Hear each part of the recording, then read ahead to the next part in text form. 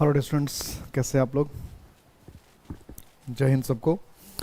जैसा कि आप सभी को पता है कि हम लोग वर्ड्स के डिस्कशन कर रहे हैं, इडियम्स फ्रेज का डिस्कशन कर रहे हैं। और इडियम फ्रेज का डिस्कशन में फ्रेजल वर्ब भी आ रहा है, इडियम्स भी आ रहा है। और कई सेट्स हमने डिस्कस कर लिया। अभी तक 20 सेट्स हमने डिस्कस किया, 20 सेट्स हमने डिस्कस किया। और 20 सेट्स में मुझे लगता है अब तक लगभग 500 प्लस यानी 700 के आसपास तो डिस्कस हो ही चुका होगा। ऑन एंड एवरेज 30 भी मानकर चले हम लोग, और कुछ में तो 40 भी है। तो काफ़ी हम लोग डिस्कस कर चुके हैं और अभी और डिस्कस करना तो बाकी है। 30 के आसपास हम लोग डिस्कस करेंगे सेट, 30 से ज़्यादा ही। तो शुरू करते हैं। कहीं कोई दिक्कत हो, कोई प्रॉब्लम हो तो ज़रूर बताना है। सब कुछ आप ही का है, आप ही के लिए है। शुरू करें।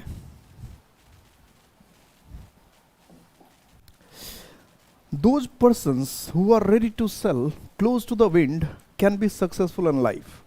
Those persons who are ready to sell close to the wind can be successful in life. जो व्यक्ति क्लोज टू द विंड है वो लाइफ में सफल हो सकता है। इसका कहने का क्या सेंस हो सकता है? क्लोज टू द विंड, हवा के साथ साथ, sail close to the wind, हवा के रुख के साथ साथ।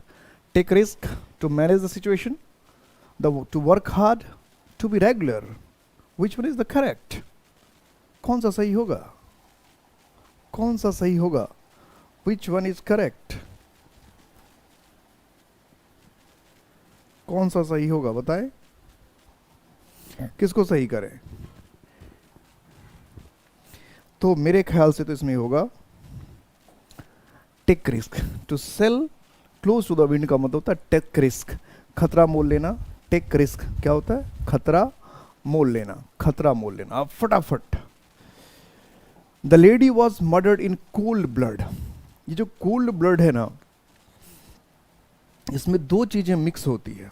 कोल्ड ब्लड में दो चीजें, एक तो इंटेंशनल डेलिब्रेट जानबूझकर, दूसरा होता है निर्ममता पूर्वक अनफीलिंगली, कि जानबूझकर भी और कोई ऐसा काम करने इसमें निर्दयता हो, कठोरता हो।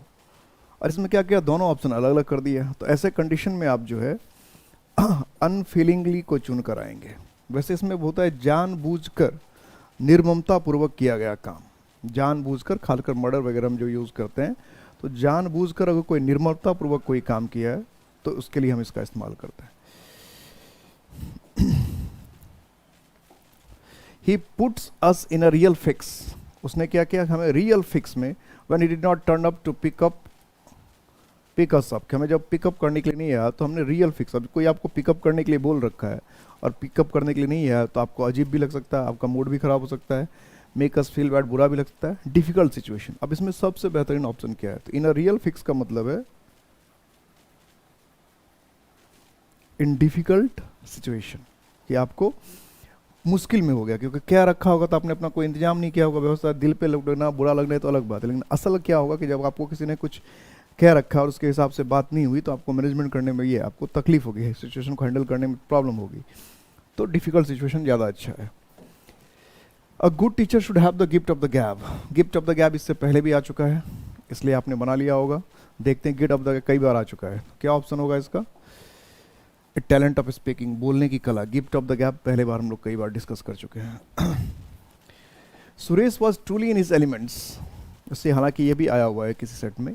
And he easily impressed the audience when he with his erudition. Erudition का मतलब क्या होता है? ज्ञान, नॉलेज। ये कई बार पूछा, ज्ञान या नॉलेज। तो अपने नॉलेज से वो क्या करता है कि किसी को भी पांडित्य से इंप्रेस कर लेता है।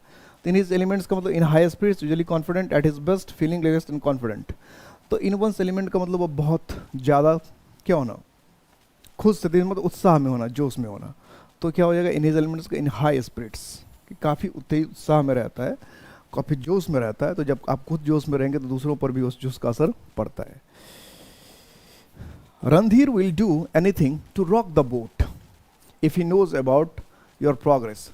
कि अगर वो उसको तुम्हारी तरक्की का पता चल जाए तो रॉक द बोट। रॉक का मतलब क्या होता है? हिलाना। अब बोट को अगर आप हिलाएंगे तो क्या होगा? डूब जाएगा। तो किसी की सफलता को सुनकर वो रॉक द बोट करने की कोशिश करेगा। इसका क्या मतलब, क्या होना होगा? Agitate against, conspire against, create difficulties, upset the balance. तो क्रिएट डिफिकल्टीज, वो अपनी तरफ से क्या करेगा? पूरा डिफिकल्टी प्रयास करेगा, कोशिश करेगा कि आपका बुरा हो जाए, आपके साथ गलत हो जाए। रॉक द बोट, गलत करना, किसी को नुकसान पहुंचाना, हार्म करना, किसी के लिए डिफिकल्टी पैदा करना। It was not long before, not long before का मतलब क्या, जल्द ही, it was not long before का इसका मतलब क्या, बहुत जल्द ही, the captain of the ship decided to weigh anchor that a sudden storm overtook the ship, कि जैसे इसने मतलब ज़्यादा देर नहीं हुई थी कि वो सोच रहा था कि वे एंकर को वे करे, तब तक क्या हुआ कि बहुत तेज तूफान जो है उसने शिप को अपने दायरे में लिया, अपने चपेट में ले लिया। ओवरटुक मतलब चपेट में लेना। तो वे एंकर का क्या मतलब, estimate the load in the ship, prepare to sail again, unload the ship to keep balance, drop the anchor. तो वे एंकर का मतलब होता है कि आप क्या करना चाहते हैं, कि आप प्रिपेयर टू सेल अगेन, यानी सेल तैयारी जो करते हैं, दोबारा चलने की जो तैयारी करते हैं, नाव को जो खेने की तैयारी करते हैं, इसको कहते हैं वे एंकर। नाव को खेना शुरू करना, नाव को चलाना शुरू करना, वे एंकर मतलब नाव को चलाने की जो तैयारी होती है, नाव को चलाने की जो शुरुआत करते हैं, उसको कहते हैं weigh anchor. Next, she exhibited remarkable sang froid during the crisis.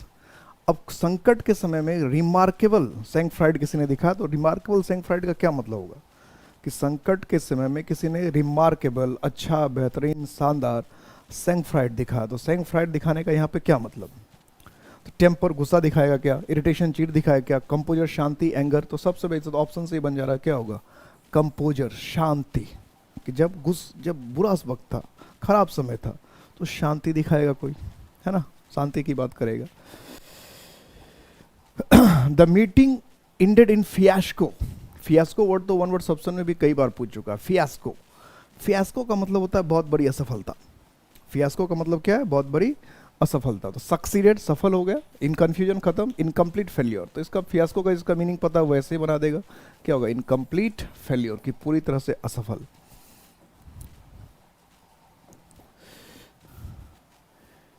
If you rub him the wrong way, if you rub him the wrong वे, कि अगर आपने उसे क्या किया, गलत तरीके से रब किया, he is bound to react, तो वो रिएक्ट करेगा, वो रिएक्ट करेगा। तो flatter him, encourage him, annoy him. Rub him the wrong way तो कई बार सेट में आ चुका था, आपको पता है, आपने तो बना भी दिया होगा। एनॉय हिम, क्या होना है, एनॉय हिम, चिढ़ाना, तंग करना, परेशान करना, दिक्कत में डालना। ही इज आर्गस साइड, ये तो बहुत इंपॉर्टेंट है, बहुत इंपॉर्टेंट, कई बार पूछ चुका है, आर्गस साइड। और आर्गस कैपिटल में लिखा है, इसका मतलब किसी ना किसी का नाम होगा और कोई ना कोई कैरेक्टर रहा होगा ये आर्गस साइड। सोचो आर्गस साइड का क्या मतलब होगा। फार साइटेड, दूरदर्शी वाला, शॉर्ट साइटेड, निकट दृष्टि, ऑब्जर्वेंट, नजर रखने वाला, blind to the realities of life, कि जो जीवन की जो सच्चाई है उसके प्रति अनदेखा करने वाला। तो आर्गस आइड, आर्गस साइड का मतलब होता है कि जो किसी चीज़ पर तीखी निगाह रखता है, पैनी निगाह रखता है, किसी चीज़ को हमेशा ध्यान रखता है। तो इसको सबसे बेहतर क्या हो जाएगा, ऑब्जर्वेंट, कि किसी पर निगाह रखने वाला, एकदम आर्गस साइड, पैनी निगाह रखने वाला, एकदम देखता रहता है, ध्यान डाल के रखता है क्या हो रहा है, कैसे हो रहा है। तो किसी पर जो निगाह रखने वाला होता है उसको कहते हैं आर्गस साइड। क्या कहते हैं, Argus eyed. I racked my brains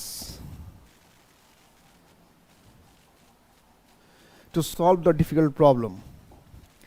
I wrecked my brain to solve this difficult problem. कि कोई अगर मुश्किल समस्या है तो उसको सॉल्व करने के लिए आपने अपने ब्रेन को रेक किया। तो डिफिकल्ट प्रॉब्लम को सॉल्व करने के लिए ब्रेन को रेक करने का क्या मतलब हो सकता है, कंसल्टेड सेवरल पीपल, कई लोगों से कंसल्ट किया। Subjected my mind to hard thinking, काफ़ी सोच गया। I read number of books, ढेर सारे किताब पढ़ी। I brace was several experts. तो क्या होगा, subjected my mind to hard thinking, कि आपने अपने दिमाग को क्या कहा, काफ़ी जोर लगाया, काफ़ी दिमाग लगाया, काफ़ी दिमाग लगाया। इसको हिंदी में कभी कभी ये भी कहते, दिमाग का दही बना देना। रेक वंस बिन का मतलब दिमाग का दही बना देना, खूब दिमाग का इस्तेमाल करना, जी तोड़ लेगा दिमाग लगाना, भरपूर दिमाग का इस्तेमाल करना, भरपूर दिमाग का इस्तेमाल करना। The cricket match prove to be a big draw. अब देखो ये ड्रॉ लिखा है, तो ड्रॉ आप देखो मैच वगैरह में देखते हो, ड्रॉ का मतलब इक्वली पर, बराबरी पे छूटना, जानबूझ कर ऐसा दिया था कि लोग कंफ्यूज हो जाए। सोचो क्या होगा, सोचो कि बिग ड्रॉ। तो बिग ड्रॉ का मतलब ये नहीं कि game without in result, maximum लोग यही करके आ जाएगा। जब बिग ड्रॉ लगा देते हो तो बिग ड्रॉ का मतलब बदल जाता है। क्या बदल जाता है, ह्यूज अट्रैक्शन, ह्यूज अट्रैक्शन, या ड्रॉ इक्वल में खत्म होने वाला नहीं है, ह्यूज अट्रैक्शन, बिग ड्रॉ, कि ह्यूज अट्रैक्शन था, बहुत ही अट्रैक्शन का मैटर था, मुद्दा था, huge draw.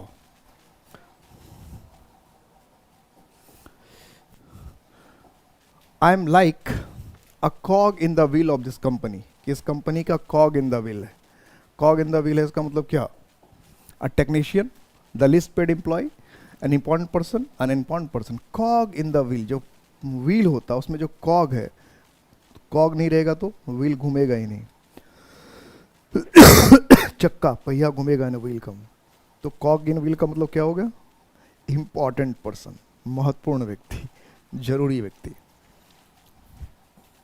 N important person. It is time that government seized the nettle and stopped parlaying the terrorists with terrorists. Parle का मतलब क्या? तो ख्याल करना, ध्यान ज़्यादा नहीं देना। तो समय आ गया कि गवर्नमेंट क्या करे, सीज द नेटल, और आतंकवादियों को साथ मतलब नरमी से पेश, सीज्ड प्रॉपरली, पूरी तरह से सीज कर ले, जब्त कर ले, ओवरकम द डिफिकल्टीज, डिफिकल्टी को जीत ले, गेट होल्ड ऑफ, पकड़ में ले ले, डेल्ट फर्मली।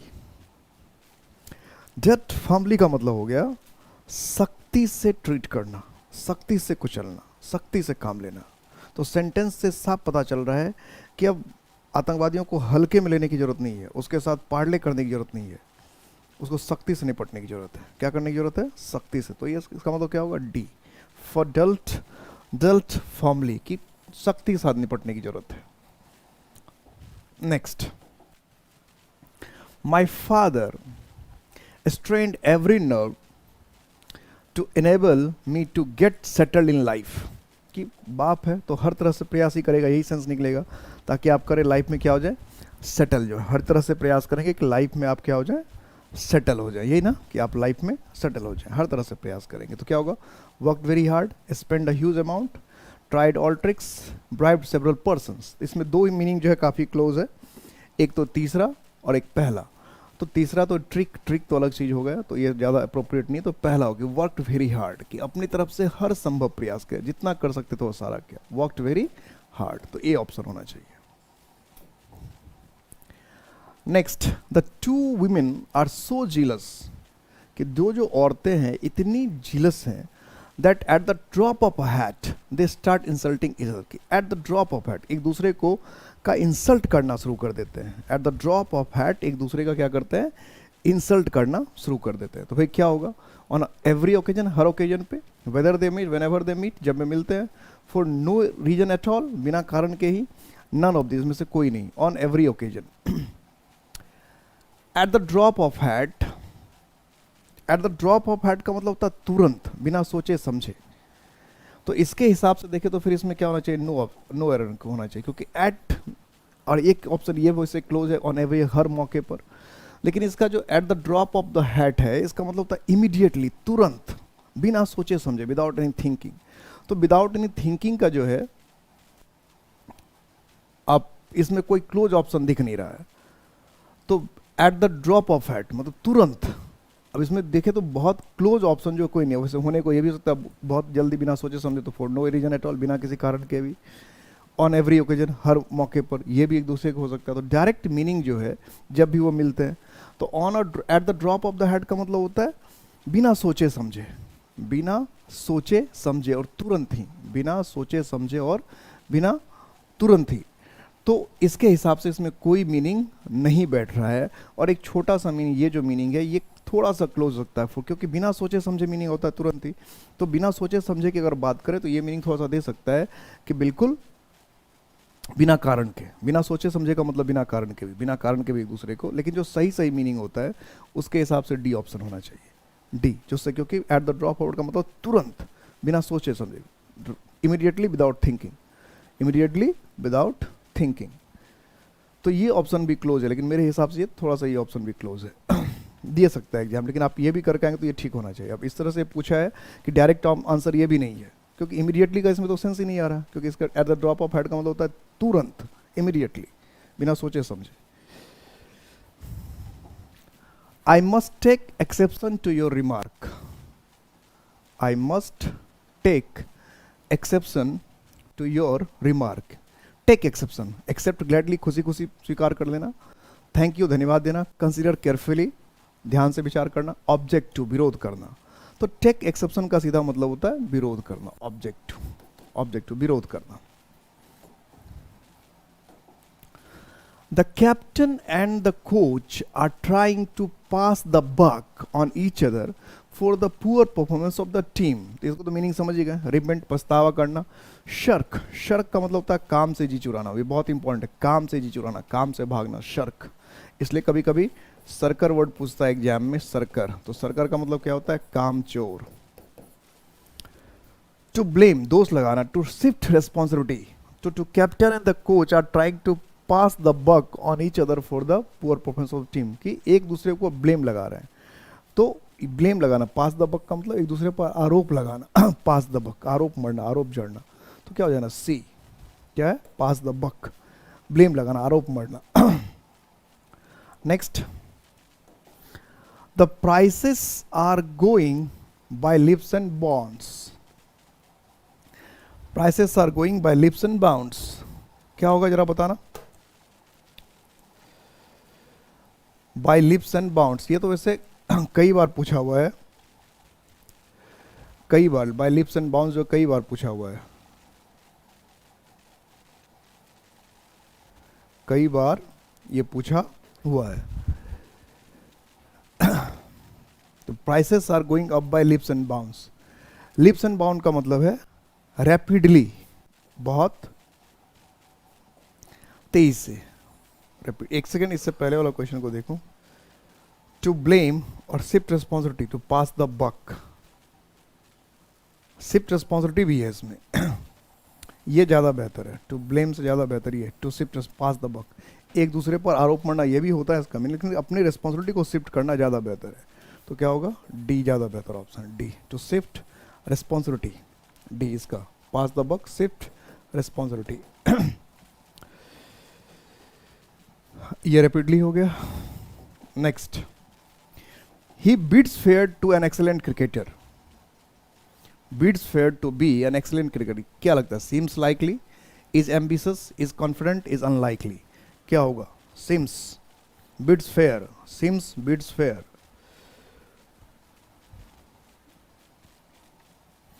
सीम्स लाइकली, क्या हो जाएगा, सीम्स लाइक, ऐसा लगता है कि होगा। बिड्स फेयर का मतलब भविष्य दिखाई देना, भविष्य जो है वो दिखाई देना या दिख पड़ना। सिम्स फेयर, बिड्स फेयर का मतलब भविष्य दिख पड़ना, ऐसा प्रतीत होना, जान पड़ना, कहते हैं मतलब पूत के पांव पालने में ही नजर आते हैं, ऐसा कहना। बिड्स फेयर का मतलब कोई भविष्य जो है साफ साफ दिखना, लाइकली, पॉसिबल होना। To find real happiness in the world is a wild goose chase, to find real happiness in the world is a wild goose chase, कि जो रियल हैप्पीनेस है इस दुनिया में ढूंढना, ये वाइल्ड गूज चेज है। वाइल्ड गूज चेज कई बार पूछा है, ideal seeking, hunting, futile search, real aim कई बार पूछा है, इसको तो देखते ही बना देंगे। वाइल्ड गूज चेज का मतलब क्या, बहुत लंबी यात्रा, long journey but without success, long journey, long travel, a lot of effort but without any success, long travel, long journey, hard work but without any result, without any positive outcome. तो इसके हिसाब से क्या हो जाएगा, futile search, useless. Futile का मतलब क्या होता है, यूजलेस, निष्फल, व्यर्थ। फ्यूटाइल का मतलब होता है यूजलेस, ये सिनोनिम्स में पूछता है फ्यूटाइल, यूजलेस, निष्फल, व्यर्थ। The class could not keep a straight face on hearing the strange pronunciation of the new teacher, कि जो नए टीचर थे उसके स्ट्रेंज प्रोनाउंसिएशन को सुनकर, स्ट्रेंज प्रोनाउंसिएशन को सुनकर क्लास जो था वो कीप अ स्ट्रेट फेस। अब कीप अ स्ट्रेट फेस का मतलब क्या, रिमेन सीरियस, रिमेन अनअफेक्टेड, अप्रभावित रहना, रिमेन साइलेंट, चुप रहना, रिमेन। देखिए इसमें इतने क्लोज ऑप्शन दिया है कि अगर आपको कीप अ स्ट्रेट फेस का मीनिंग पता नहीं है तो फंसा देगा, क्योंकि इसमें सब कुछ हो सकता है, एवरीथिंग इज पॉसिबल, सारे ऑप्शन बहुत क्लोज हैं। तो कीप अ स्ट्रेट का मतलब, फेस का मतलब होता है सीरियस रहना, गंभीर रहना। तो क्या होगा, A, keep a straight face, serious रहना, गंभीर रहना।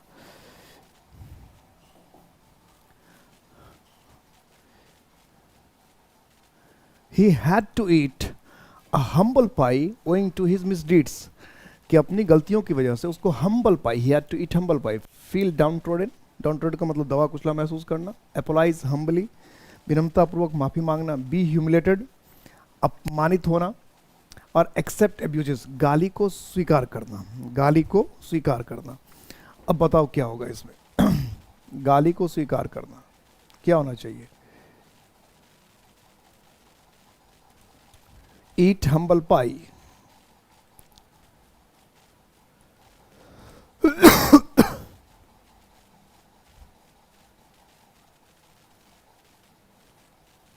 क्या होगा?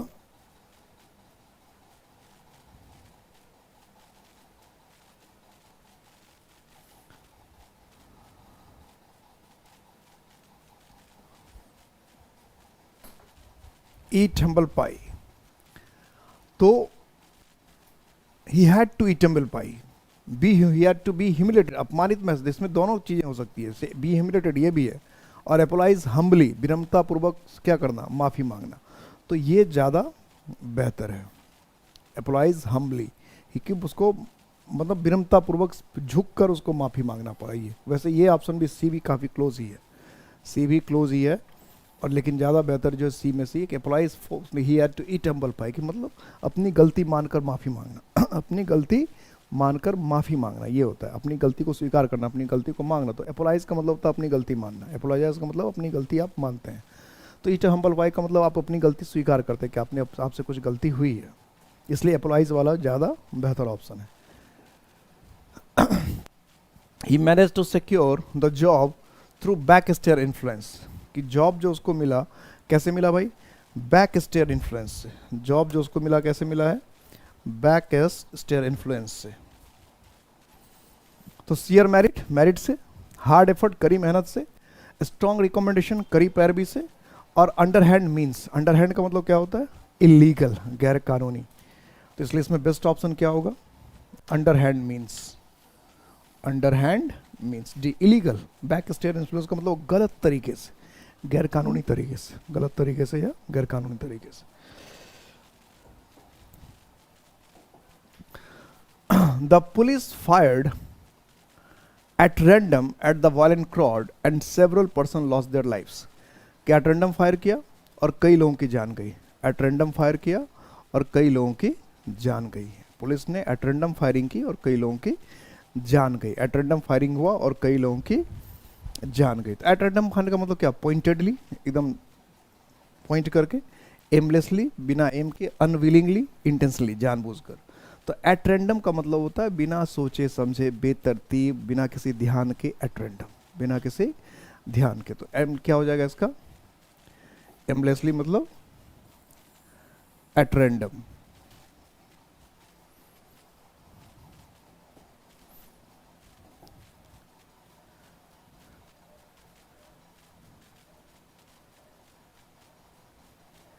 You cannot have your cake and eat too, कि आप अपने पास केक रखे भी और चाहे खा भी ले, ऐसा हो सकता है क्या? Have it both ways, fulfil all your wishes, कि आपकी सारी इच्छाएं पूरी हो जाए।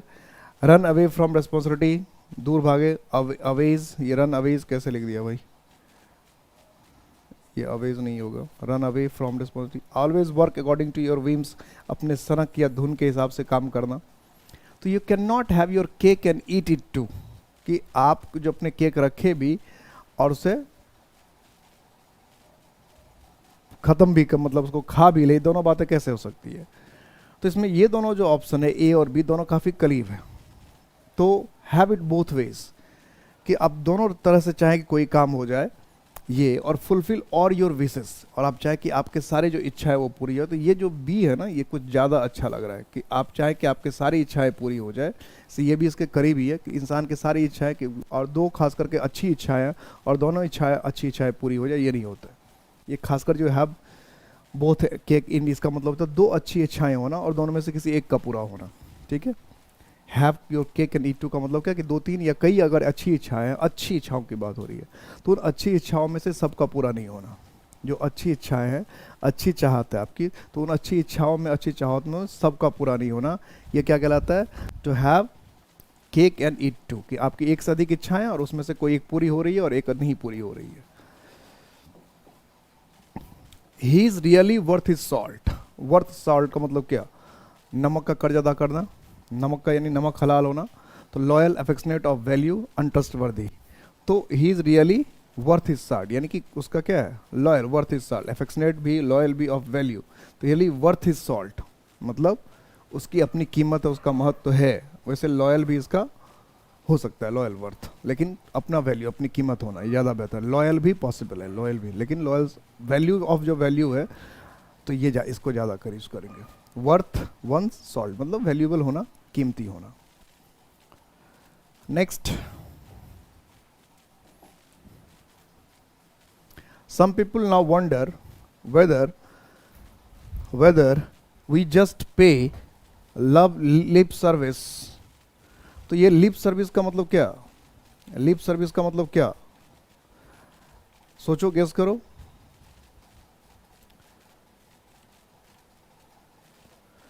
वर्थ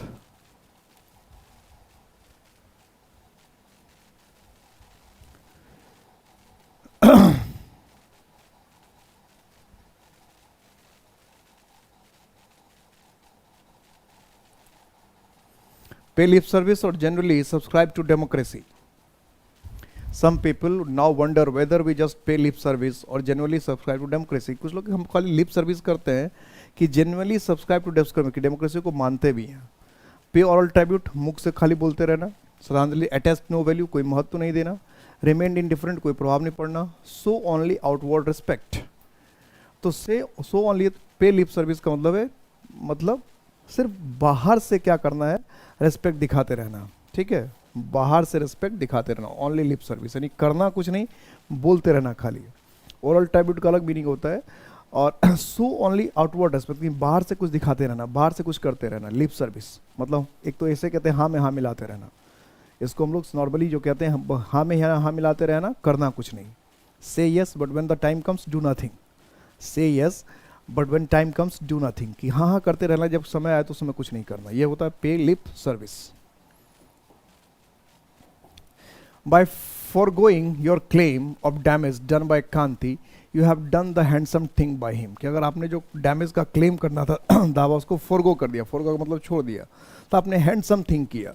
तो रेड्यूस हिज माइजर, उसके दुख को कम किया। रेज हिज मॉरल, उसके मॉरल को बढ़ा दिया, कॉन्फिडेंस को बढ़ा दिया।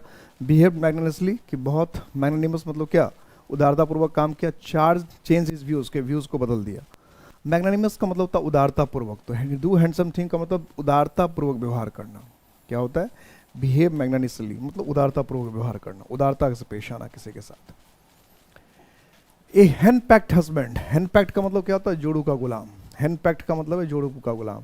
Place second fiddle to his wife, तो वाइफ के साथ प्लेस सेकंड फिडल करता है, मतलब प्लीज को खुश करता है। फॉन्डल्स विथ, लाड दुलार करता है। ह्यूमरस, आप मजाक करता रहता। Play a subordinate role to, उसके अधीन रहता है। तो हैंड पैक्ट है तो उसके अधीन रहेगा, उसका गुलाम रहेगा। तो प्ले सेकंड फिडल का मतलब हुआ किसी के अधीन रहना या किसी की सहायक की भूमिका निभाना, किसी के अधीन या उसकी सहायक की भूमिका निभाना।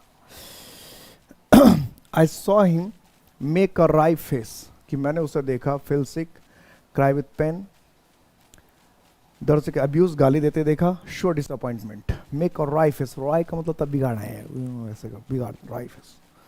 तो क्या होगा, राई फेस कब लोग बनाते हैं, टेढ़ा मेरा मुंह कब बिगाड़ते हैं, तो जब निराश होते हैं तो क्या होगा। So disappointment, D. Before the actual interview के पहले Manish was truly in his elements, ये तो पहले भी आ चुका है। He flustered in nervousness, feeling relax and confident at his best, intuitive of failure, क्या असफलता का डर लग रहा था। तो अभी बनाया था ट्रूली इन हिज एलिमेंट्स, कि बिफोर द एक्चुअल इंटरव्यू के ठीक पहले ट्रूली इन हिज एलिमेंट्स। अब बताओ ट्रूली इन वंस एलिमेंट क्या होगा। ट्रूली इन वंस एलिमेंट, ट्रूली इन वंस एलिमेंट।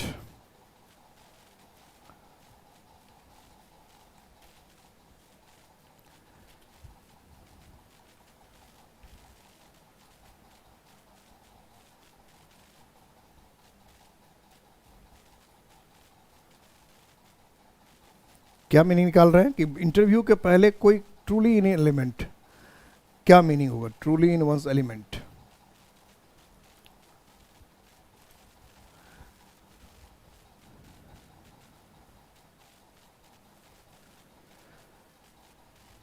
क्या होगा?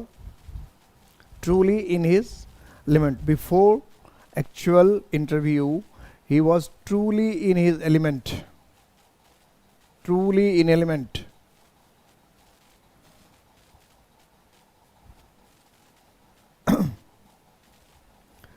ट्रूली इन एलिमेंट का मतलब क्या होना चाहिए?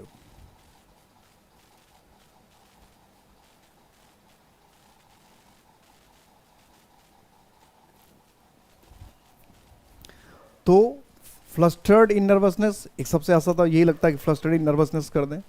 फीलिंग रिलैक्स एंड कॉन्फिडेंट, कि रिलैक्स एंड कॉन्फिडेंट हो और एट इज बेस्ट, अपने सबसे बेहतर हो. तो इन एलिमेंट है, इसका मतलब क्या है कि आप मतलब एकदम कॉन्फिडेंस से. अब इससे पहले क्या लिखा था, याद है ना? स्पिरिट्स, फुल ऑफ स्पिरिट्स, यही लिखा था. जॉय मतलब कॉन्फिडेंस से भरा हुआ ना. तो उसके हिसाब से अगर हम चलें तो इससे पहले आ चुका था, तो यही होना चाहिए था. लिखा था ना, स्पिरिट्स, जोश उत्साह से भरा हुआ. तो feeling relaxed and confident. I have been betrayed by my own flesh and blood, कि मुझे धोखा दिया गया अपने ही फ्लेश एंड ब्लड. वैसे फ्लेश एंड ब्लड का जो नॉर्मल मीनिंग होता है इंसान. फ्लेश एंड ब्लड, इंसान. अब इंसान का तो इसमें कोई ऑप्शन है ही नहीं, तो फिर क्या होना चाहिए था? Flesh and bloods, friends, children, acquaintances. तो एक्वेंटेंस का मतलब तो जान पहचान हुआ. तो फ्लेश एंड ब्लड का मतलब क्या हो जाना चाहिए? रिलेटिव्स. वैसे नॉर्मली फ्लेश एंड ब्लड का जो मीनिंग होता है वो होता है ह्यूमन बींग, मानव जाति को हम फ्लेश एंड ब्लड कहते हैं.